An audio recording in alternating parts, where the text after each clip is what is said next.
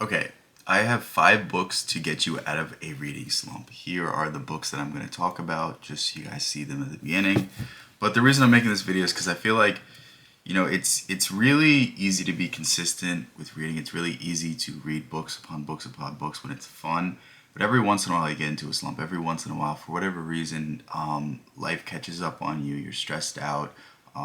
Things kind of get difficult, and when things get difficult, it's difficult to keep up with the things that you love doing. But it's the things that you love doing that get you through everything else. So, with that said, I love reading. It's something that I always love to do. But there are times that I felt that I don't want to do it today. I don't want to do this, and it's in these times when we need easy books, fun books, interesting books, compelling books, and things that are very unlike everything else. So, with that in mind, here are the books. The first one I have is The Fellowship of the Ring. The Fellowship of the Ring is not something that's going to be challenging. It's not something that is going to be extremely difficult, but the way Tolkien builds the world, the way Tolkien doesn't waste a single sentence of this book and builds the mythology, builds the story, creates compelling heroes that follow a set archetype and aren't mixed bags. They're not morally gray characters. They're all either extremely good, extremely bad, maybe a little bit flawed, but it's so simple and it's so straightforward that it's really a nice change because I'm not somebody that likes a straightforward story. I'm not somebody that likes a very predictable narrative, but just the way Tolkien does it is so profound and it's so exemplary of a masterpiece. And I really urge you to pick it up because it's something that I read in a few days and I was astounded by how much I loved it. I was astounded by how simple and yet how compelling and how moving it was. And it's quite unlike anything else I've ever read, especially a story that's so cut and dry. And, if you're really struggling to read right now, if you're really struggling to, find joy and find fun in reading, The Fellowship of the Ring is a great place to start. You can also read The Hobbit as well.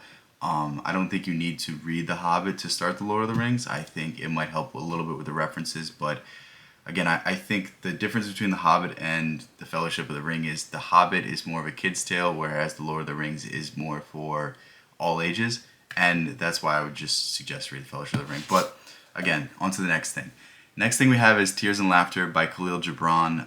This is a little different. I wouldn't say it's super straightforward because it's poetry and there is some emotions and there's some symbolism. And, whenever you read poetry, there are things that are going to get lost in translation. There are things that are going to get lost and you just won't pick up on. But, the thing that Khalil Gibran does so good in this is that he mixes in stories, he mixes in poems, he mixes in poems that are stories, and everything is in its own world, contained in a few pages, but yet so profound. And it's really fun to read Khalil Gibran because he can say so much in so few words. And I think if you're really struggling to find something in what you're reading, I think Khalil Gibran is a great place to start, and especially Tears and Laughter because everything you read is a handful of pages and you get so much in those handful of pages. So again, you can read anything by Khalil Gibran. It will certainly get you out of a slump because Gibran speaks to the soul more than he speaks to the mind. But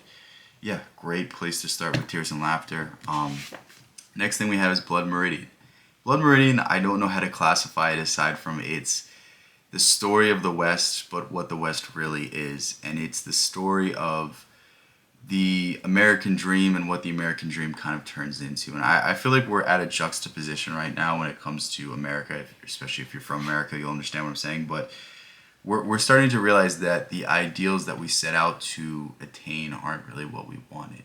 And that's really what is exemplified in Blood Meridian. There is a boy who kind of wants something more, who kind of wants glory, who gets caught up in this vicious scalping trade and basically as a result does all of these horrible things. And it's really about the progression of violence. It's really about the progression of me wanting what I want at the expense of other people and the extent that I will go to as I gain more and more and more and more. And there's a great character in this book. The judge is extremely well written. He's more of an allegory for brutality, for Victor's history, for violence and what you can do if you are the most violent and most strong and powerful person, and that sort of utilitarian justification. And it's tremendously well done. It's written in a very unique style. It's not a difficult book to read by any means once you get used to the style.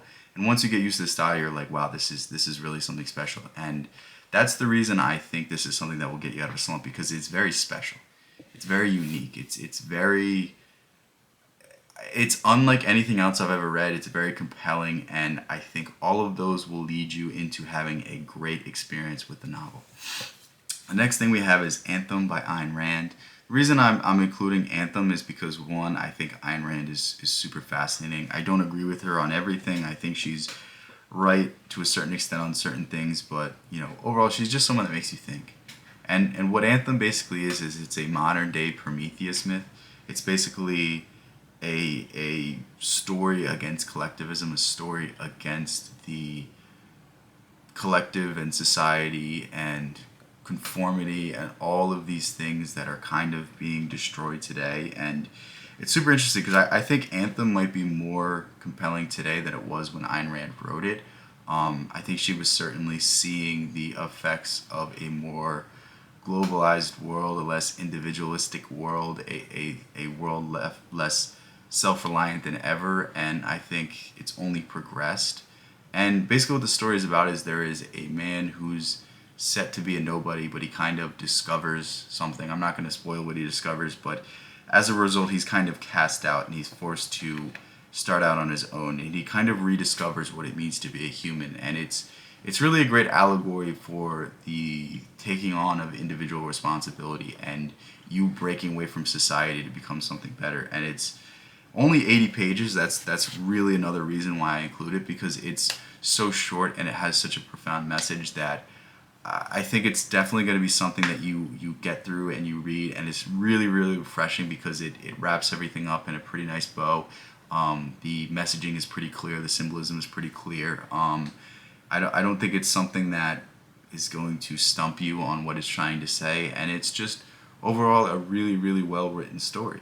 I think Ayn Rand has some works that are very daunting in size. I'll show you the one that I'm refusing to read right now.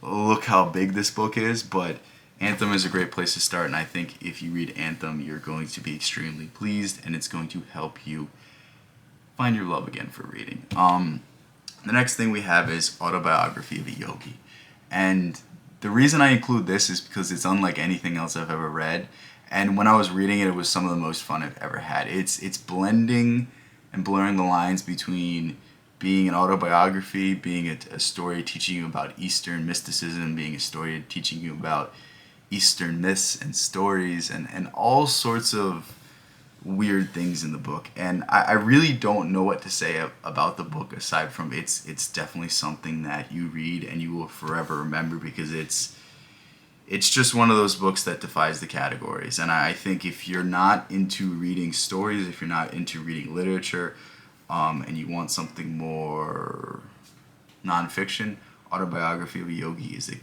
great book to read. And I think if you read all of these books, if you read one of these books, it'll very much rekindle your love for reading. The last thing I'll say is, if you're finding it difficult to fit reading into your day, a great way to, kind of rekindle this relationship, kind of rediscover your love is if you're at the gym, if you're in the car, listen to an audiobook, listen to something along the lines of that.